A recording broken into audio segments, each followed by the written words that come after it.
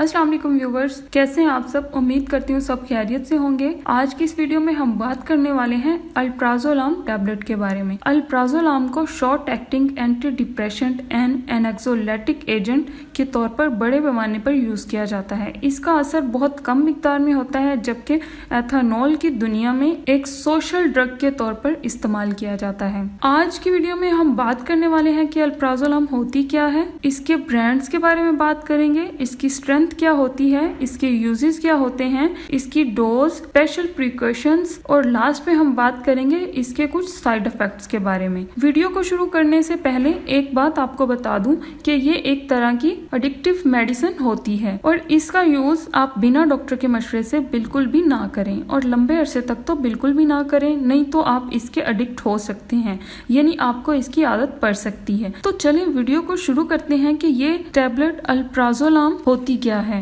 अल्प्राजोलाम एक तरह की बेंजोडाइजेपिन की ट्राइजोलो एनालॉग होती है। ये एक तरह की एनेक्सोलेटिक एजेंट होती है, यानी ये सेडेटिव होती है और नींद लाने के लिए इसको यूज किया जाता है। अल्प्राजोलाम की स्ट्रेंथ की हम बात करें तो ये medicine 0.25 mg, 0.5 mg, 1 mg, 2 mg में अवेलेबल होती है और मार्केट में जो अल्प्राजोलाम होती है वो जेनेरिक नेम से आती है और इसके बहुत सारे ब्रांड्स भी होते हैं। तो एक्चुअली हम बात कर लेते हैं इसके ब्रांड्स की। तो यहाँ पर आप बहुत सारे ब्रांड्स देख रहे हैं, आपके एरिया में अलग अलग ब्रांड्स हो सकते हैं जिनको आप ले सकते हैं, जैसे ये अल्जाम, अल्ट्राम और जिनरेक्स के नाम से भी आती है। इस तरह आपके एरिया में अलग अलग नाम से भी अवेलेबल हो सकती है और ये अपने अल्प्राजोलाम नाम से भी आती है, जेनेरिक नेम से आती है। तो आप अगर जेनेरिक मेडिसिन खरीदते हैं तो आपको थोड़ी सी सस्ती पड़ेगी। मेरे ख्याल से अगर आप वही खरीदें तो ज्यादा अच्छा होगा। तो नेक्स्ट हम लोग अगर अल्प्राजोलाम के यूजेस की डिटेल में बात करें तो ये जैसे मैंने पहले बताया कि ये एक तरह की एनेक्सोलेटिक एजेंट है जो कि एंजाइटी डिसऑर्डर में ज्यादातर यूज की जाती है। एंजाइटी डिसऑर्डर क्या होता है, कोई भी आदमी बैठे बैठे किसी सोच में गुम हो गया है और इस सोच ने इसे बेचैन कर दिया है, यानी परेशान कर दिया है, तो इस तरह की सिचुएशन को एंजाइटी कहते हैं। मतलब ऐसा कुछ नहीं हुआ है बट इसको लग रहा है कि ऐसा हो जाएगा, वैसा हो जाएगा, बहुत परेशान है, इसमें इसको डिप्रेशन की शिकायत हो सकती है, टेंशन हो सकती है या ऐसी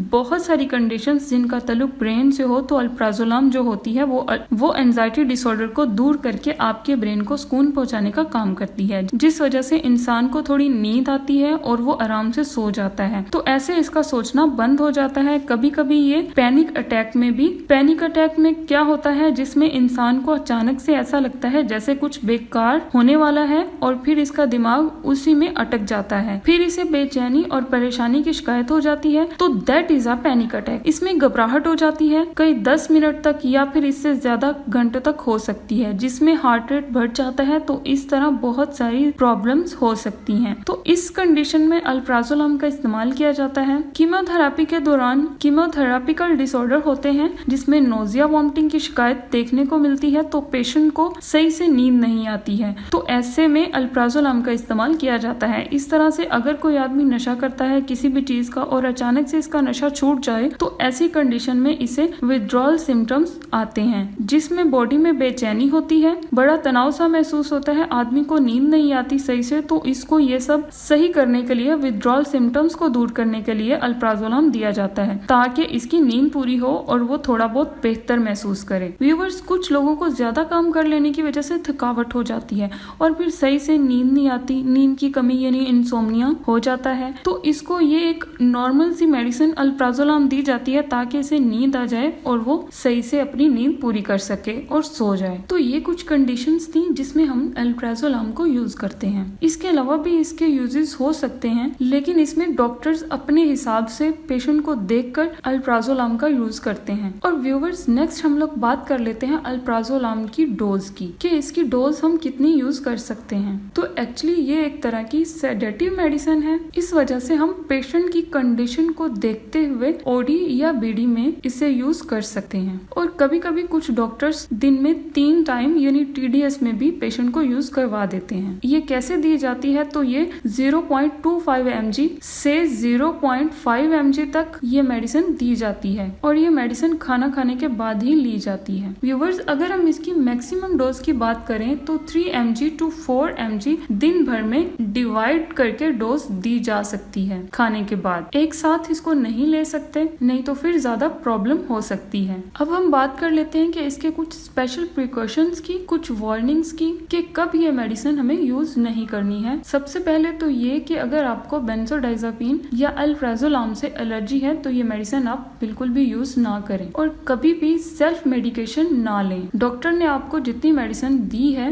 आप उतनी ही मिकदार में इसको लें तो ज्यादा बेहतर होगा, नहीं तो प्रॉब्लम क्रिएट हो सकती है। तो व्यूअर्स, अगर आप लोग अल्प्राजोलाम ले रहे हैं तो अल्कोहल से अवॉइड कीजिए, अल्कोहल यानी शराब को पीने से परहेज कीजिए। अगर इसको हम अल्कोहल के साथ लेते हैं तो ये दोनों ड्रोजीनेस क्रिएट करती हैं, जिस वजह से बहुत सारी प्रॉब्लम हो सकती है। इसी तरह इसको प्रेगनेंसी में और लैक्टेशन में हम बिना डॉक्टर के मशवरे से बिल्कुल भी इस्तेमाल नहीं कर सकते हैं। और नेक्स्ट ये कि अल्प्राजोलाम को खाने के बाद कभी भी ड्राइव ना करें या मशीनरी वर्क ना करें। इससे क्या होता है कि आपको नींद आती है और अगर आप ड्राइव कर रहे हैं या मशीनरी वर्क कर रहे हैं तो उससे नुकसान होने का खतरा ज्यादा हो जाता है। और लास्ट पे हम लोग बात कर लेते हैं कि अल्प्राजोलाम के कुछ साइड इफेक्ट्स की। अगर देखा जाए तो अल्प्राजोलाम की मिकदार ज्यादा लेने से ड्राउजीनेस की शिकायत देखने को मिलती है। और नेक्स्ट ये कि अल्प्राजोलाम को ज्यादा मिकदार में यूज करने से विजन ब्लर्ड हो सकता है, यानी आंखों के आगे धुंधलापन हो सकता है, जिसकी वजह से आपको नजर आना कम हो सकता है। हल्का फुल्का सा सर दर्द हो सकता है। और अल्प्राजोलाम एक तरह की एडिक्टेबल मेडिसिन है और अल्प्राजोलाम को लंबे अरसे तक यूज करने की वजह से विड्रॉल के सिम्टम्स देखने को मिल सकते हैं। व्यूअर्स, अगर आपको अल्प्राजोलाम से एलर्जी है लेकिन आप जानते नहीं हैं और आप ले लेते हैं तो उसकी वजह से भी कुछ एलर्जिक रिएक्शंस हो सकते हैं। नाइट स्वेटिंग हो जाती है, डिप्रेशन हो जाता है। तो व्यूअर्स, ये थे अल्प्राजोलाम के कुछ साइड इफेक्ट्स। और भी इसके बहुत सारे साइड इफेक्ट्स हो सकते हैं, इसलिए इसको डॉक्टर की हिदायत के मुताबिक ही इस्तेमाल करें तो ज्यादा बेहतर होगा। तो व्यूअर्स, वीडियो को खत्म करते हैं। अगर आपको मेरी ये वीडियो अच्छी लगी हो, वीडियो इंफॉर्मेटिव लगी हो, कुछ सीखने को मिला हो तो प्लीज मेरा चैनल सब्सक्राइब करना ना भूलिएगा और बेल आइकन को प्रेस कर दीजिएगा ताकि मेरी हर नई आने वाली वीडियो आप तक बआसानी पहुंच सके। वीडियो को एंड तक देखने का बहुत शुक्रिया। अल्लाह हाफिज।